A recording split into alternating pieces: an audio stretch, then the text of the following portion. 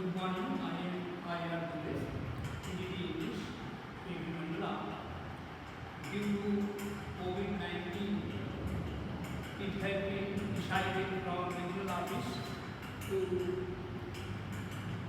prepare video on different topics, and 50 teachers from different Vidyalayas have been interested to contribute some topic. In this regard, I am to present a teaching lesson on Jennifer's Tiger, composed by Adrian Rich. The poet Adrian Rich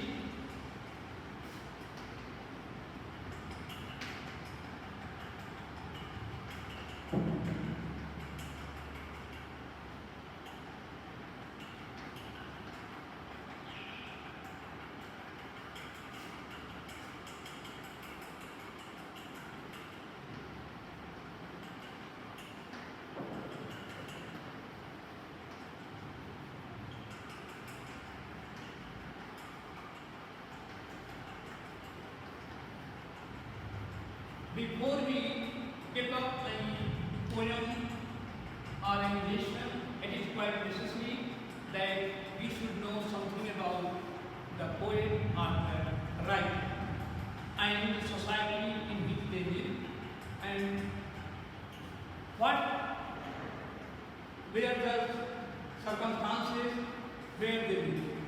So it's my thinking that I should tell something about Adrian Rich. Adrian Rich was born on 16th May 1929 in Baltimore, Maryland, USA, and she died on 27th March 2012 in Santa Cruz, California, USA. She got married to Conrad, and what were the circumstances at that time which have been reflected in the poem? There were constant tension between husband and wife, and due to this, the marriage got split, and Rich moved out in mid-1970, getting herself a small studio apartment nearby. Shortly afterward, in October, Conrad, her husband, drove into the woods and shot herself, widowing Rich. So, we can conclude that her family atmosphere was not a good one. The poet Adrian Rich, she was involved in contemporary women's movement as a poet and theorist. She published 19 volumes of poetry, 3 collections of essays and other writings. And she had strong resistance to racism and militarism echoes through her work. The poem Aunt Jennifer's Tigers addresses the bonds and pressures of married life a woman represents, a woman experiences. Now we shall take up the poem now. Aunt Jennifer's tigers prance across a screen, bright topaz, diligence of word of green. They do not fear the men beneath the tree. They pace in sleek chivalry certainty. Aunt Jennifer's fingers fluttering through her wool find even ivory needle hard to pull, the massive weight of uncle's bedding bag sits heavily upon Aunt Jennifer's hand. When Aunt is dead, her terrified hands will lie still his with audience she was mastered by the tigers in the final that she made will go on prancing, proud and unearthly. Now we shall see the poem stanza-wise. There are 3 stanzas in the poem. Each stanza has its own importance. And the theme of this poem is that Aunt Jennifer's tiger. Aunt Jennifer's tigers, she is the typical woman and she represents that she was oppressed by the sufferings, oppressions by male-dominated society. This is a similar case with the poet also. Poet also felt that she had undergone the pressure of her husband. So tiger is her inner feeling. The first stanza we shall take up. Aunt Jennifer's tigers prance across his screen. Aunt Jennifer's tigers prance across his screen. Bright cobras, diligence of the word of dream. They do not fear the men beneath the tree. They pace in sleep, civility, certainty. Aunt Jennifer's tigers prance across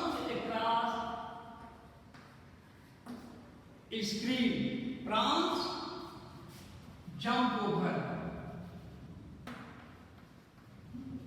Across a screen, a wall or curtain. Aunt Jennifer's tigers prance across a screen. Bright topaz, diligence of the word of dream. Bright topaz. Topaz is a kind of precious stone.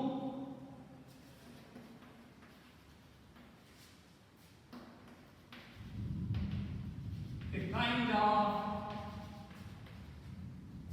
Eloise, precious stone. Bright topaz, diligence of the word of green. Diligence,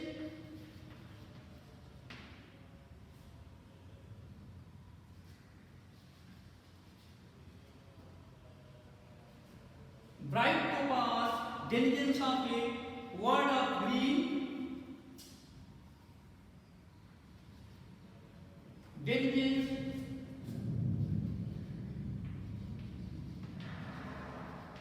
resilience.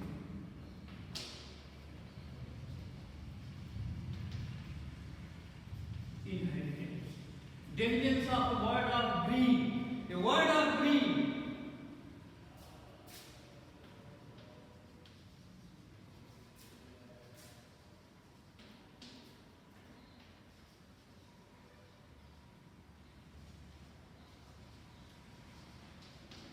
Bright topaz, diligence of the word of green. They pace in sleep. They do not afraid. They do not afraid the men beneath the tree. They pace in sleep, civility, certainty. Pace, run fast. Pace in sleep, civility, certainty.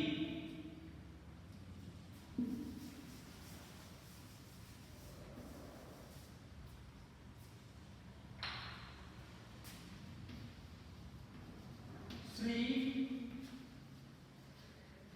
elegant, civility,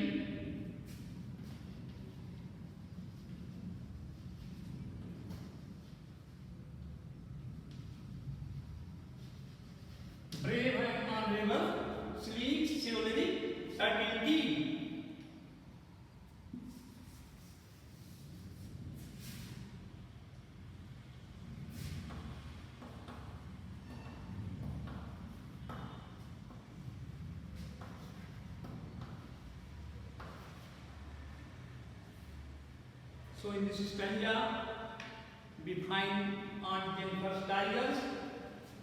Tigers are the symbol of inner feelings of the poet. Spirit, freedom of spirit that she wants to embody. Aunt Jennifer's tigers prance across his screen. Aunt Jennifer's tigers are jumping across his screen. They are the artistic tigers, and they have been woven in the garden in the form of spirited animal, and they are in the same. So Aunt Jennifer's tigers prance across his screen, bright to pass. It shows that they are energetic, colorful, and valuable, bright to pass, diligence of a word of green. They are living in jungle, diligence, dissidents. Tigers live in jungle, diligence of word of green in the forest. They do not fear the men beneath the tree. Tigers do not fear men beneath the tree. They are the artistic tiger. If the persons who are just beneath the tree and they are armed, and the tigers, the real tigers, they will be afraid of. But the artistic tigers, they cannot be afraid of. So they are not afraid of the men beneath the tree. They pace in sleek, silvery certainty. So in a very elegant way, in very brave way, they are jumping over here and there, sleek, silvery, with confidence. They are not discouraged. They are showing strength, power, willpower, spirit. So Aunt Jennifer's tigers show the poet's inner feelings, that a woman has inner feelings and she does not want to be dominated by male persons. Now, in this stanza we find sleek chivalric certainty. Sleek chivalric certainty, alliteration has been used. Sleek chivalric certainty, swa-sum has been used thrice. Sleek chivalric certainty, the poetic device, alliteration has been used. Then rhyming scheme, the last one is green, green, tea and certainty. So rhyming scheme,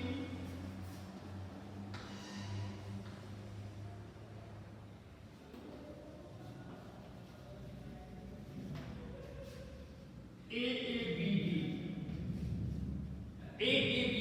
that is a rhyming scheme, and alliteration has been used. Now the second stanza, Aunt Jennifer's tigers, Aunt Jennifer's fingers fluttering through her wool, find even the ivory needle hard to pull. The massive weight of Uncle's bedding band sits heavily upon Aunt Jennifer's hand. Aunt Jennifer's fingers fluttering through her wool, find even the ivory needle hard to pull. The massive weight of Uncle's bedding band sits heavily upon Aunt Jennifer's hand.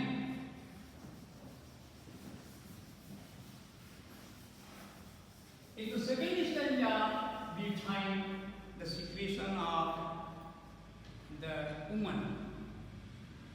Aunt Jennifer's fingers fluttering,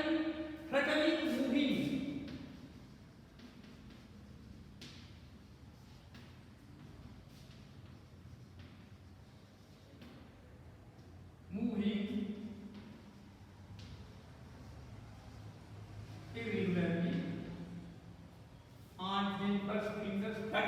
her wool. Aunt Jennifer's fingers fluttering through her wool, find even the ivory needle hard to pull. Ivory needle, ivory made of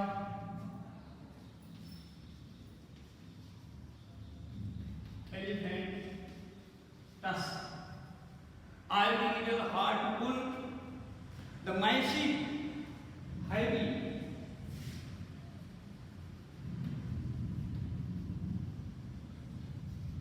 The massive weight of uncle's wedding band. Uncle's wedding band sits heavily upon Aunt Jennifer's hand. So here in the second stanza, it has been highlighted that when a woman gets married, she is undergoing different types of pressures, difficulties given by male people, particularly their husbands. So, though the poet is very energetic in her dream, in her thought, but outwardly, physically, she is very feeble, weak. She is trying to create tiger in the tapestry, but her hands are not moving properly due to pressure given by her husband. So it shows that physically she is weak. Find even the ivory needle hard to pull. Ivory needle, this is very light and it seems to be very heavy in order to pull over the tapestry. Ivory needle hard to pull. Why? Because there are pressures from her spine. The massive weight from where, from when had been applied, the massive, the heavy weight. The moment she gets married, from that day on, she feels pressure. Massive weight of uncle's wedding band. Uncle's wedding band. The band is stiff. Here stands for ring. When ring is applied for marriage, and from that day on, a girl becomes a wife of someone. She goes under different types of difficulties, pressures imposed by her husband. So, the massive weight of uncle's wedding band sits heavily upon Aunt Jennifer's hand. Aunt Jennifer's hand, it sits very heavily. This is the typical woman. It is applicable for all the women in the society. Now, here in the second stanza, fingers fluttering. Again we find calculation. Fingers fluttering.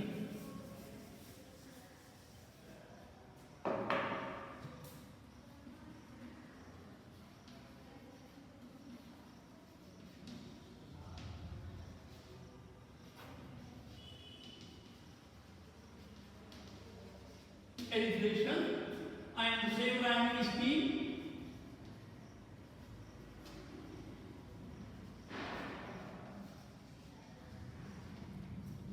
ABB.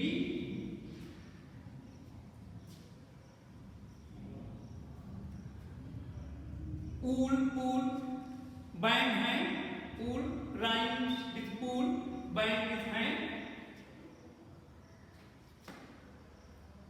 Then we find the third stanza. In the third stanza, there is a difference between art and the real life. Art and the real life. In first stanza, we find that tigers, how are they? And tigers represent the inner feelings, of the poet, second stanza, the real life of the poet oppressed by husband, and in the third stanza, that difference between real life and the artistic life. When aunt is dead, her terrified hands will lie. Still ringed with audience she was mastered by the tigers in the panel that she made will go on prancing, proud and unafraid. When aunt is dead, her terrified hands, terrified, horrified,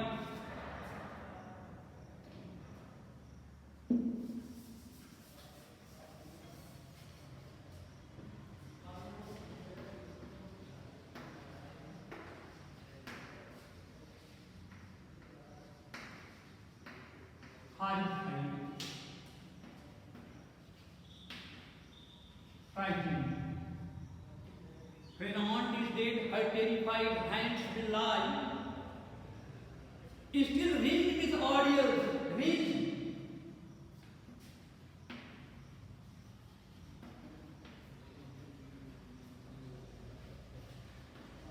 Surrounded by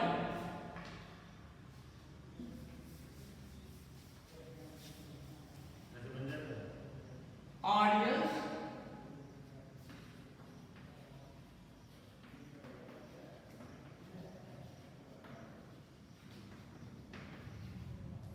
difficulties, patience,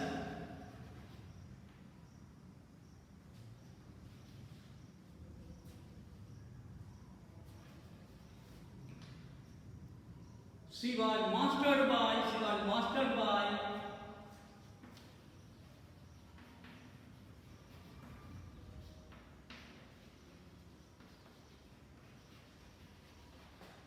controlled by. The tigers in the panel that she made will go on prancing, proud and unafraid. Panel board,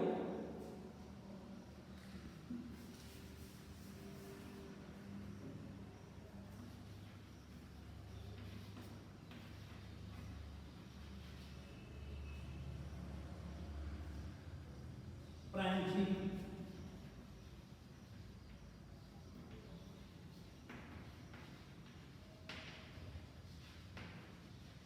springing, jumping,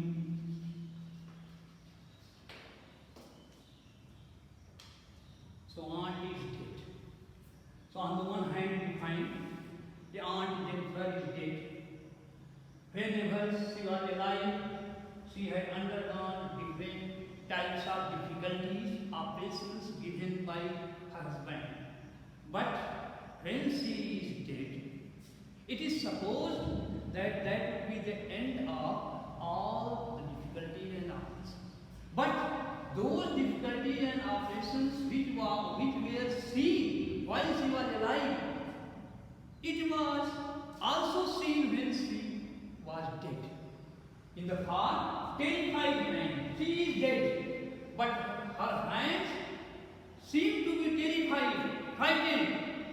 This shows what was the past on the one hand. On the other hand, the tigers created by Aunt Jennifer, they are the same. They are the jungle tigers. They are the artistic tiger. Those jungle tigers have been put in art, and the art will be enduring. It will be everlasting. It will be in the form as it was created. So this is the difference. Artistic thing is ideal thing, and on the other hand, our life represents the real thing. So when aunt is dead, her terrified hands will lie, still ringed with audience, surrounded with audience difficulties, and different kinds of tests that we underwent. Still ringed with audience, she was mastered by, she was controlled by her husband. The tigers in the panel, the tigers made in the panel, that is